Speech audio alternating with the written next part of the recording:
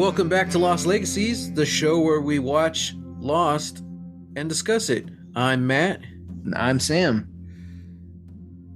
Well, as much as it pains me to say it, we're talking about Season 3, Episode 9, Stranger in a Strange Land, where Juliet faces the consequences for murdering Danny.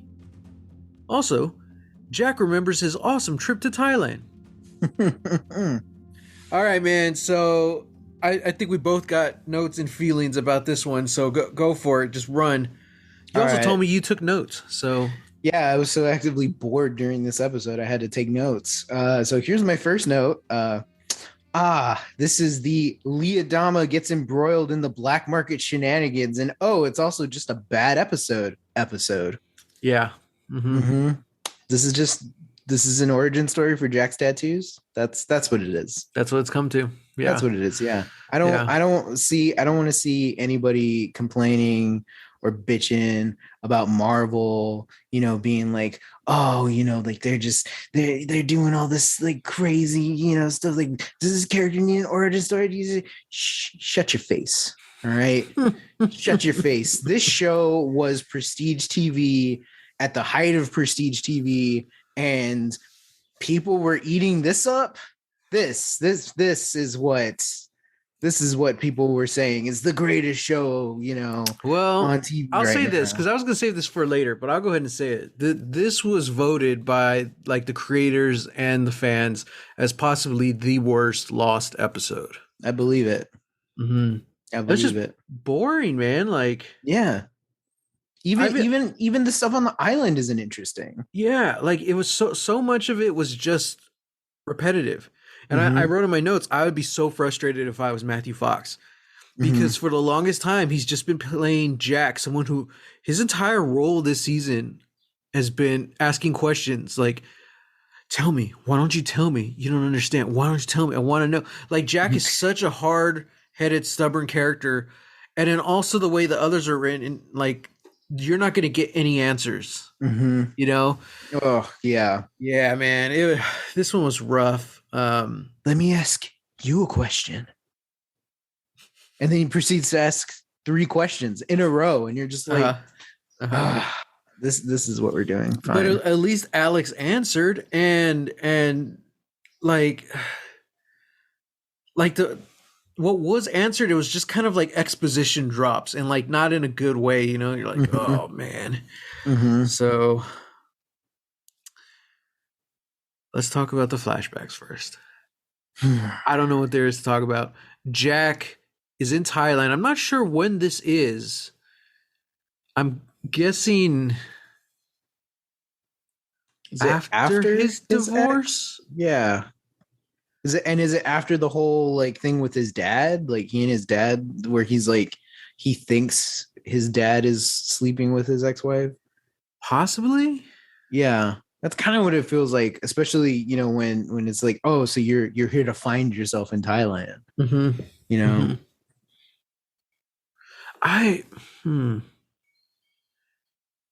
trying to remember like Jack's story, because when we first see him, his first flashback, like he's yes, sir, I'm going to do what you say, Dad. He's just really trying to get his attention or his approval, So I'm trying to see like what leads up to that. Like, I guess he does know that he's the one who caused his dad to start drinking again. So there's that. But yeah, I mean, that's the only way, because there's no mention of the wife or anything. So I'm assuming this is between like, or it was after that moment of kind of, divorcing the wife, having a big falling out with his dad, and then, falling back in line or something. I don't know. I also don't know if we ever saw in his flashbacks him without a shirt, because like, I don't know if he had his tattoo in those flashbacks. I don't know. I don't know either. I don't know if he did. I mean, like the only time I could think is of where we would see him without a shirt would probably be when he's like, I don't know, going to run in the stadium. Maybe, I don't But know. yeah, I don't know. I don't think so. Also, let me just say, it's not even an origin story for his whole tattoo. Right. Yeah, yeah, yeah. It's just for the script that's at the bottom because we still have like the star or the Mhm. 5 and like the other stuff on top of it. I'm like, oh, so it's not even the whole thing. It's just that. Mhm. It's Mhm. just words like Which, okay. funny enough, it's Matthew Fox's real tattoo, which makes this whole story even crazier. I know. So Uh, so does he really have that? Is that really what his tattoo says? no, it says something else. Like the translation's different. Like that's not what it actually means. Yeah. Yeah. Okay. Because I wrote it down. I wrote he walks amongst us, but he is not one of us. Like, Sam, that's what it says. That's not what it means. oh my god, I'm no. sorry. I'm sorry. That was my dramatic Yeah, that's rendition. The way it actually happened was that's what it says. That's not what it means.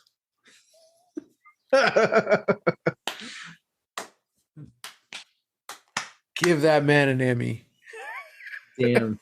Yeah, that was Yeah, good. no, this whole episode just felt just like so let's just rush through it. So Jack is in Thailand, chilling on vacation.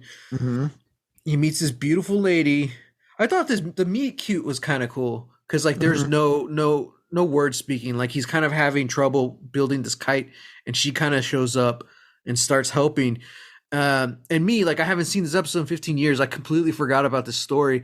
I was kind of wondering. I'm like, is she like a con artist? Is she gonna try and like con him for something? Like That's I kind don't of what I know. thought. Yeah. Right? Like because it was a really cute scene. I'm like, okay, cool. Would kind of preferred that happen. Uh, but then eventually they end up what did they say, like a month? He ends up spending a month with her, Something just like that. Yeah. enjoying Thailand, sleeping around, eating the food.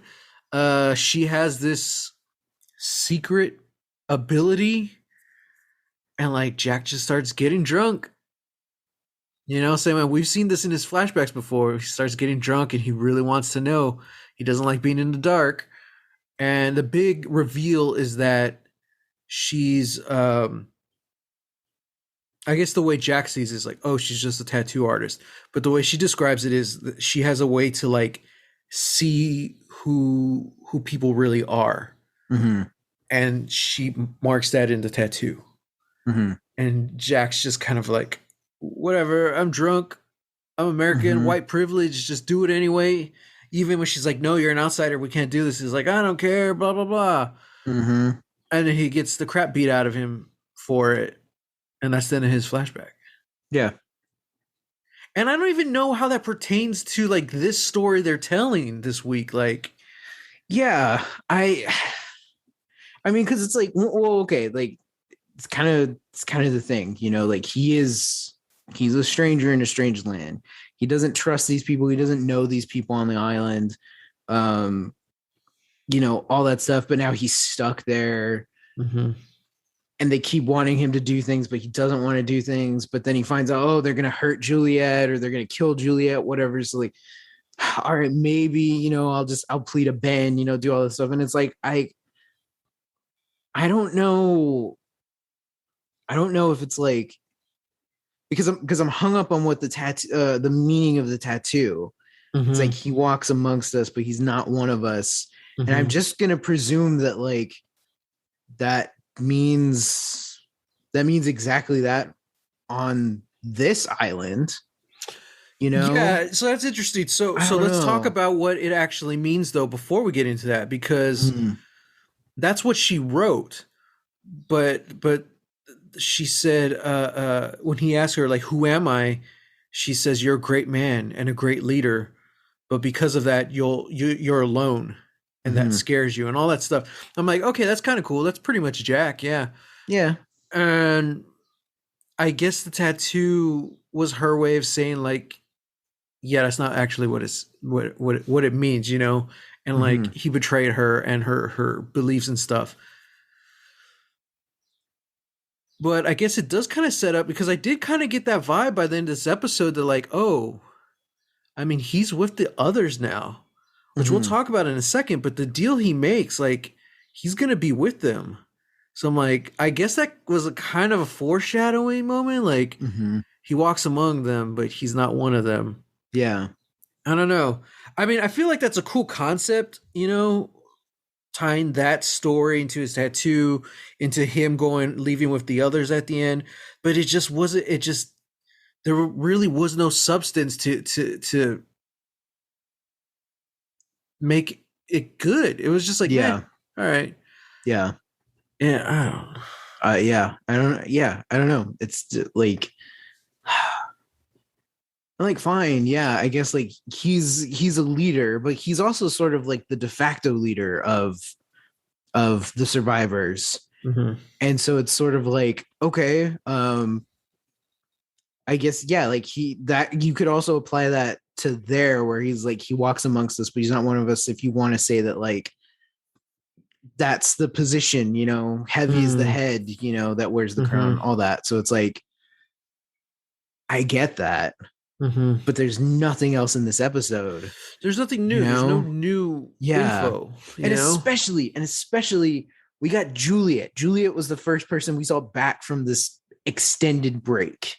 Mm-hmm. We saw her story. We got more information, all these new things coming in, both new information on the island and in her flashback. So we're like, okay, great.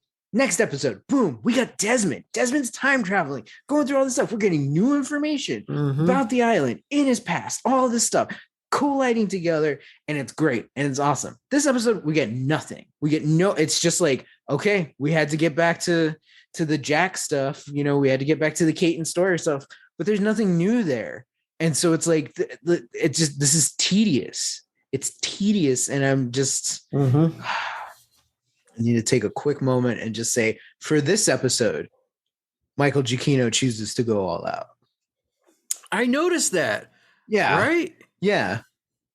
Like, why this episode? What made this episode so special that it was just like, we're just going to put our whole heart and soul into the music that's coming out in this? Why? Is it to make up for the lack of substance in this I guess episode? so. I don't know, man. Oh, man. I don't know. Yeah. Yeah. So off the island, essentially the others are voting, but we all know they're going to execute Juliet for killing Danny through a long, complicated. That's essentially what is going down. Like, I don't know why it took so long for them to reveal that to us. He has to talk to Juliet. He has to get interviewed by the sheriff. I forgot what her name was.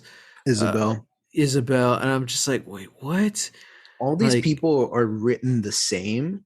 Yeah, they are. And I hate it. Yeah.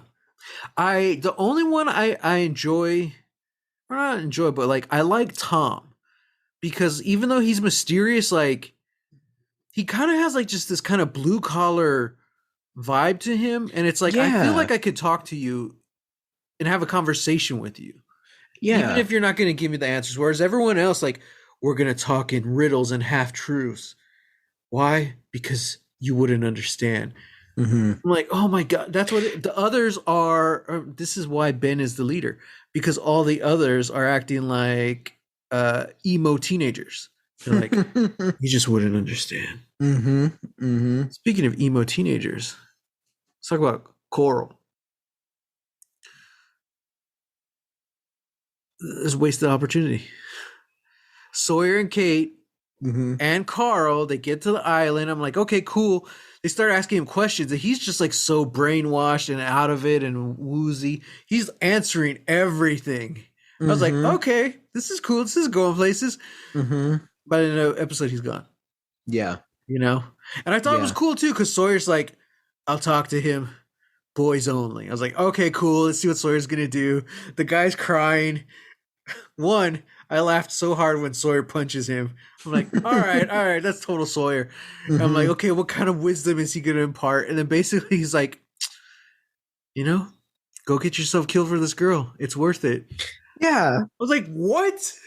I'm like, this is so weird. They went that route. Yeah. Instead of, because even later he says, he's a target. Ben's going to come after him. You could have leaned into that side of the argument, but no, it's just like, she's worth it, man. Mm-hmm. Like, oh. Yeah, it's like I'm so baffled by the writing choices this episode. It's because on the one hand, I could sort of see it as like this is yet another reminder that despite all the good that we've seen Sawyer do, is he ultimately a good person? You know, at the end of the day, like he is gonna make the decision that best suits him. And so it's like, yeah, on the one hand, I can see an argument being made for him telling Carl to just like, hey, you're a target either way, might as well go die doing something that you want. Yeah. You know? Yeah. Especially if it's like, if that means the others aren't going to come after them, cool. And specifically Sawyer, cool.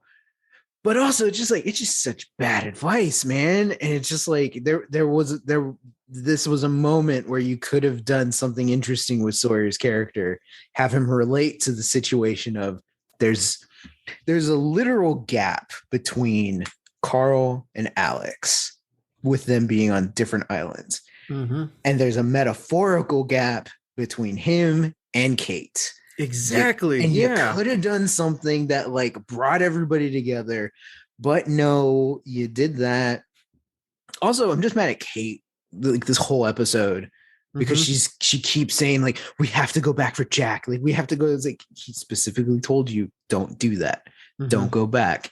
You know, and this isn't a thing where it's just like Kate, just do what you're told. It's just like Kate, understand the nuance of the situation. You guys aren't going to do Jack any favors by just you two going, you know. Also, both of y'all are tired from rowing. You can't just go all the way, you know, to the other side of the beach. You don't even know where that is. You know, it's like she, and Sawyer says it perfectly. She's just feeling guilt. She's feeling guilt inside of her and she's projecting it onto Sawyer. But of course, high and mighty Kate isn't going to stand for that. And she's like, I don't feel guilty. I'm not feeling guilty. It's like, none of this is new. None of the characters were in like the right this episode. I'm like, I don't know what's happening. And there's a fine way. There's a fine way to make it where nobody's in the right and still have it be engaging and entertaining. But this wasn't it. Nope, not at all. So yeah, I don't know, man. This episode sucked. Oh yes, go ahead. My last note. So the others live on the other island, but they only work on the other island. Yeah, I think Isabel said something like that. She's like, we only come out here rarely or something. She's like, most of us don't even like coming out here. So I don't really know what the point is of this other place, you know? Yeah, and for okay, fine. We haven't seen all of the main island, right? You know, Daddy Island. I'm going to call it Daddy Island. Daddy Island. We haven't seen all of Daddy Island yet, but what we've seen of it, it's jungle, it's hatches, it's weird old pirate ships, smoke monsters, polar bears. It's all that stuff. Caves with dead people. Baby Island, you got plumbing. They make sandwiches. They watch TV there. They have boats and stuff. They've got all the stuff there, and they're like, most of us don't like coming out to Baby Island. Well, but remember that the houses are on the other one. No, they're on the other one. No, that's what they were even talking about with Carl. He's like, we live here on this island. And that's when he said, like, we have backyards. Yeah, on the main island. That's why they're like, they live on the main island. So I don't know why they have to come to Baby Island for like what kind of work is drawing them out there. Hang on a second. I thought the first scene of this whole season was taking place on two different islands.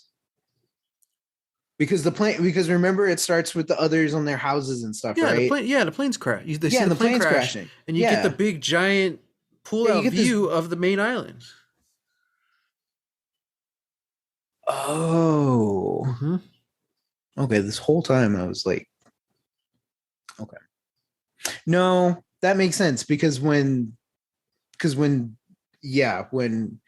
Ben shows Sawyer that there's two islands, that was like, oh, there's two islands like that, and Yeah. that's when I said, oh, okay, Yeah. so Baby Island is Mhm. just like weird, like paramilitary, like research, whatever, prison hub, whatever Zoo looking island, place. Yeah. yeah, zoo looking place. They also have prisoners that just like are toiling away and stuff, I guess. Speaking of which, Cindy. yeah, Jack was visited by, I'm assuming they were all from Flight 815, the ones who were taken. Because it's I Sydney and the kids for sure. mm-hmm.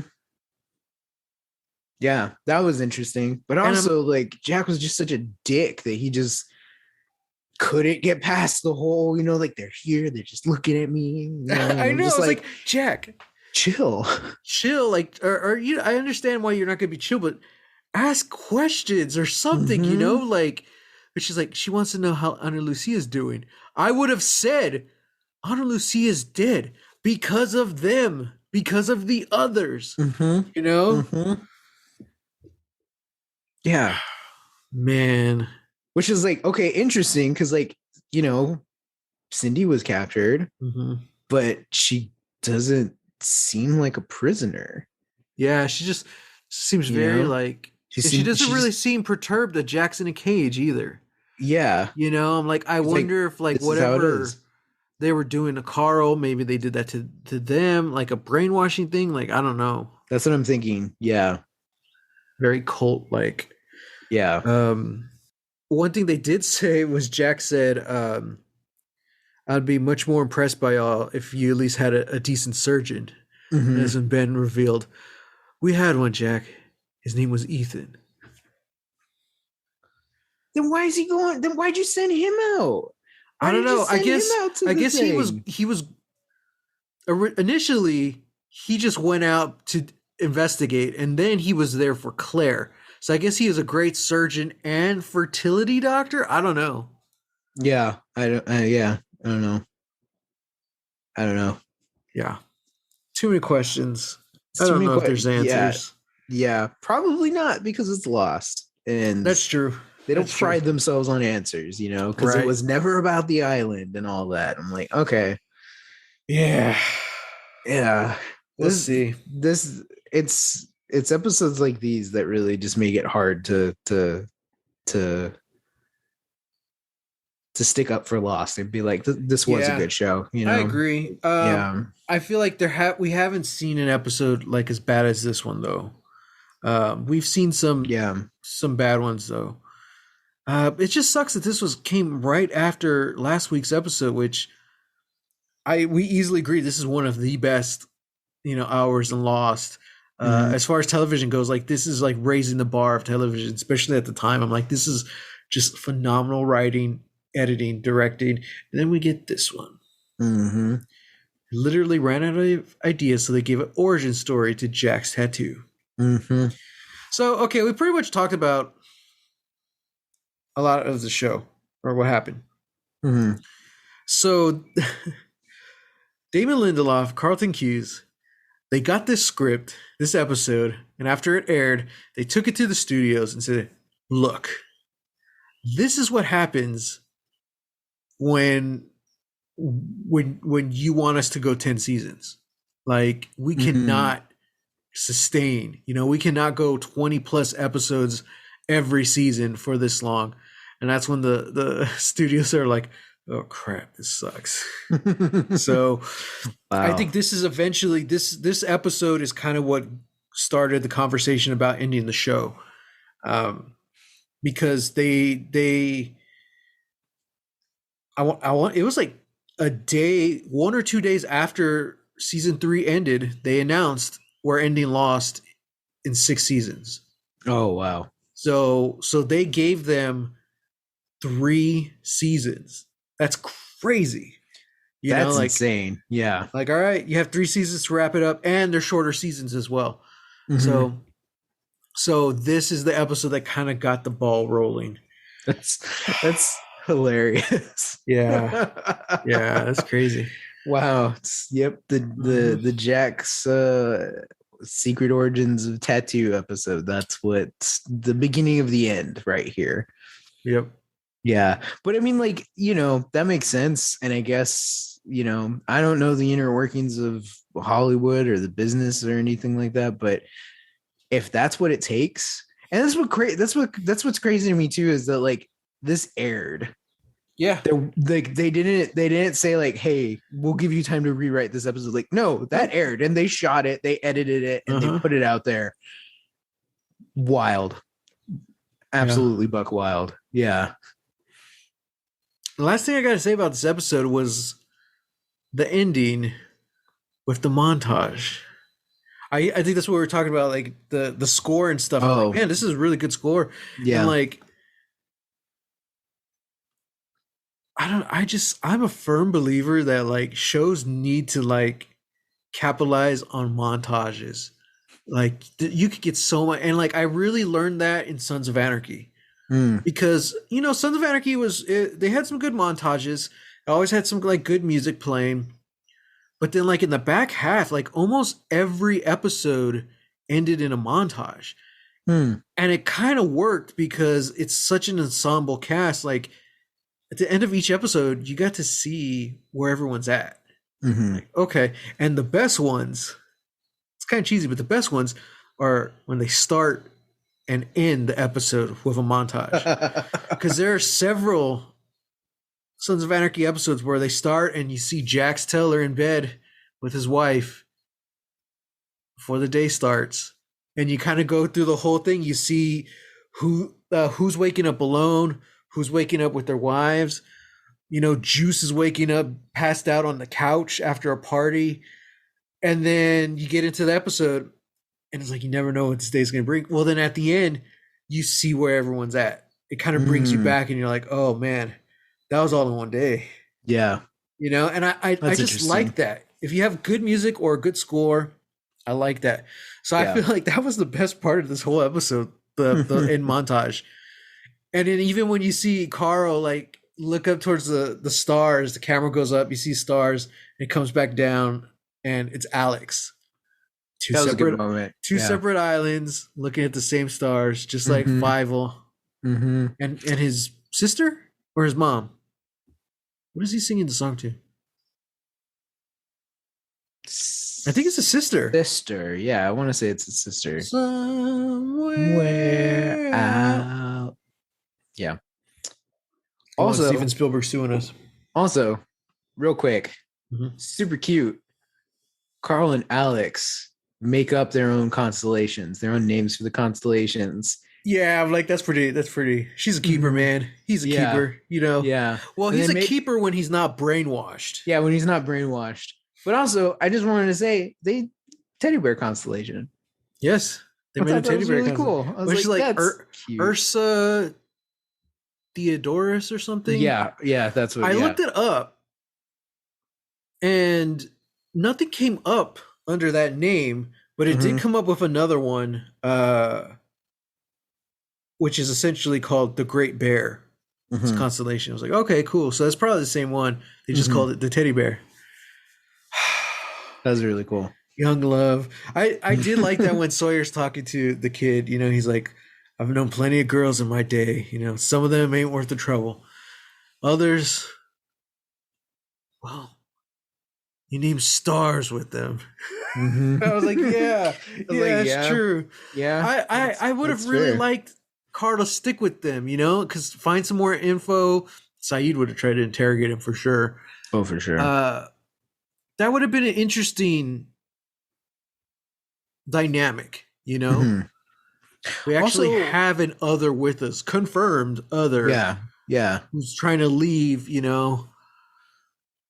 Also, I feel like it is a missed opportunity, but it's all to like have somebody just with Kate and Sawyer, to try and like break up, the monotony of that. But that would be interesting to like add into your group, your collected survivors of, it's like, here's somebody that they've outwardly rejected, so like that would have been interesting. Yeah. And also I'm like, okay, well, what, I'm curious to see what he's gonna do because he can't go back to the island or to the rest of the others. But he's gonna try and get Alex back somehow. We'll see. We'll see. Yeah. We'll see if we ever see him again. I'm pretty sure we're gonna at least see Alex again because she's playing more and more into the story now, helping them escape and talking. I mean, she essentially saved Juliet by going to talk to Jack and stuff. And they branded her. Yeah. Nothing's easy with these people. I'm like, who are you people? You just you don't even go here. You work on islands. Like, what's wrong with you? You gotta shoot. I think this is the problem too. Like, we're just getting the people. We're getting the office work of it all. Like, I want to know what they're actually doing. They have given us nothing. You know what would be great is if when we came back from our break, you know what we're gonna do? We're gonna have one episode with another, one episode with a survivor, one episode with another, one episode with a survivor. Like, I don't know if I want to spend that much time with the others, but I do see what you're saying. Like, yeah, because it's like, how many more times are we gonna see John Locke made a patsy? How many more times are we gonna have to see Jack have daddy issues, or heaven forbid, find out another secret origin of a tattoo? Yeah. Ooh, Kate is running from the law. Big freaking deal. Like, we've seen it. So, like, honestly, I would have been fine if this episode was all from Tom's perspective.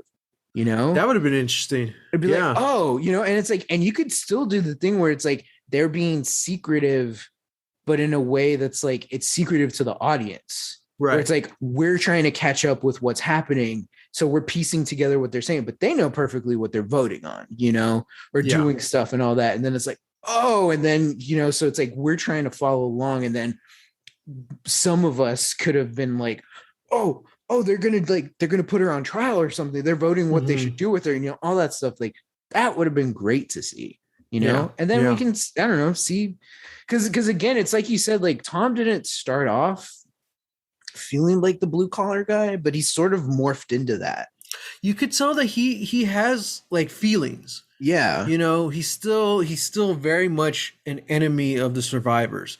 But you could tell he's loyal and he has feelings. He cares for his own people. And we don't get any of that from Ben or any of Clue or Sheriff or, you get it from Juliet, but you also understand Juliet's playing the game. She's playing the game. That's what it is. They're all playing the Game of Thrones, especially these last couple episodes because Ben's life was in jeopardy. They don't know who's going to end up in charge. Anyway, any predictions after this? The others are going to keep boring me to death. I don't like. See, this is the problem. Like, I was always interested, like, what's up with the others? I don't know what's up with the others, like, but it's the thing where it's like your expectations are probably too high. It's like finding out the thing is never like the most important thing. This is probably the only time where I'll agree with J.J. Abrams' like mystery box ideology of like the thing inside the mystery box is never going to be as exciting as the possibility of what's inside of it. So it's like, the others in some shape or form were always going to be disappointing, but this is really not what I expected. Yeah. And you could always, I mean, it's simple. You could trace all of these bad decisions to they're trying to spread it out, So it'll be interesting to know behind the scenes that this is what's kind of sparked the cogs started turning to lead us to the end. I'm curious to see how or when like this the pace starts picking up or more things start getting revealed, all that stuff. I'm sure it won't be like immediately, like within the next 2 episodes, but I'm sure like by the end of the season, we'll see that. Yeah. And I know what you're saying, man. It's just about the others and expectations, all this stuff. It's like they always say, the grass is always greener on the other island. So grass is always greener on Baby Island. Yeah. MVPs. I don't know.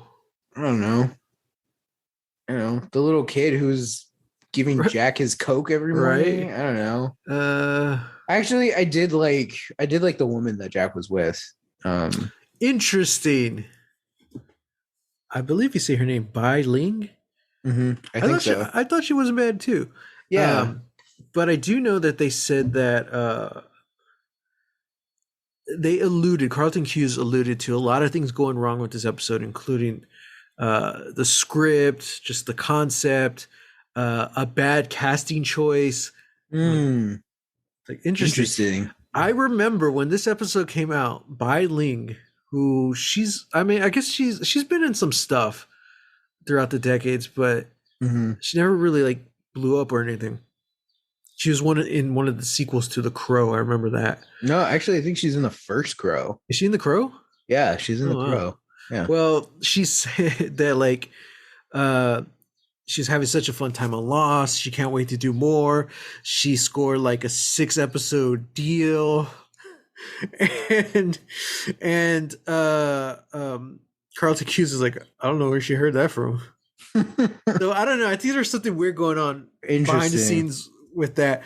But I'm also very curious, like, how erotic that flashback got this time around. Like, it wasn't too much. It was still like, okay, this is still television, but I was surprised that like they aired this on ABC in 2007. You know, I'm just like, there's a lot more tongue in that kiss than Kate and Sawyer, you know? I was just like, wow, like, this is interesting. I don't know. It's just weird. Yeah. And I will say this. Okay, I know who I'll give my MVP to. If you're going to give it a Bai Ling, I'm going to give it to the set designers. Oh, okay. Because that's like the one thing that really stood out. Like, this did not look like Hawaii. The beach kind of did. They just like built a little hut on it.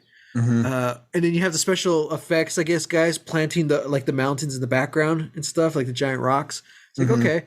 But like the restaurant, the tattoo place, and even like the market that she walks through, I'm like, man, this is pretty cool. Like, it's kind of reminds me of like the Sun and Jin episodes. Like, you're really transported to another world. I'm like, all right. So I'll give it to the set designers. Good job, set designers. Good job. Yeah. Other than that, man, I'm beat. Yeah. This episode took it out of me. You know what this episode did? This episode ruined my day. Is what it did. You watched it first thing in the morning. I watched it first thing in the morning, and after that, everything sucked. I couldn't get my coffee right. I had to fully go back to sleep because I was just like, nothing's going right this morning. So I'm gonna go back to sleep. And then like the first like 4 hours I was at work, just weird customer interactions, just like weird vibes all around. And I don't know if it was everybody coming in or if it was just me. And I feel like either way, that's not good. So I'm still gonna blame Lost for that. I'm gonna blame this episode. Watching the dumb origin of Jack's tattoo gave me a bad day. I'm fully considering, just how Damon Lindelof was like, hey, you're gonna have to reconsider making this like 10 seasons long. I'm gonna have to reconsider when I watch this, because do I want to start my day with this or do I want to end my day with this? Let me figure that out. Yeah. I do neither. I usually watch it at night, but it's like early enough that I could watch something else after. So sometimes I'll watch like a full episode, or like Letterkenny, which is like 20 minutes, I always watch something after. Because also afterwards I have to keep writing my notes. I look for all the behind the scenes trivia and stuff. So it's like an hour and a half, 2 hour process for me.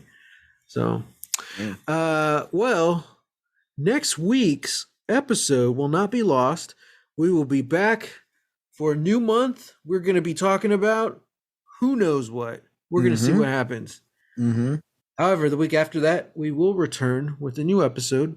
Talking about season 3, episode 10, Trisha Tanaka is dead. With all the chaotic goings on happening right now, Hurley decides to cheer people up with another pet project.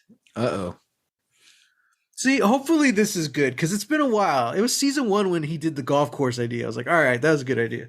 Oh, that's true. So I don't know, maybe, especially after this last episode, Maybe we need some cheering up. Although I don't know, the last time somebody tried to work on a pet project, it was Bernard, and he ended up getting upset at people for not putting the stones in the SOS signal right. Yeah, that wasn't really a pet project though. That was like he's trying to rescue them. I mean, it's just a project. Yeah, I guess so. Sure. Mm-hmm. Okay. And it's Hurley. We need a good Hurley centric episode. That's true. Well, That's although true. We do remember the Hurley episode last season. Oh gosh. Oh man. This is just how it's gonna be for the rest of the show, I think. Yeah, the rest of the show, man. Yeah. This was the best episode of the rest of the series. Wow. Wow. Buckle up. Oh man. All right, guys. You know what to do. Find us on the socials. I'm at _Matt Jimenez on Twitter and on Instagram at Holy Hand Grenade of Antioch. And I'm on Twitter and Instagram at Reel. That's REEL, Texas Weirdo. Sam's having a rough day. Go send him some love. Don't talk to me about this episode. I don't want to think about this episode ever again. It's funny because they say it's the worst episode. I think it might actually be tied for the worst episode. Oh no. And we haven't got there yet. Oh no. Why how are you gonna end this? You're gonna end this like that? That's how I'm ending it. Oh man. You're worse than this episode. Get lost.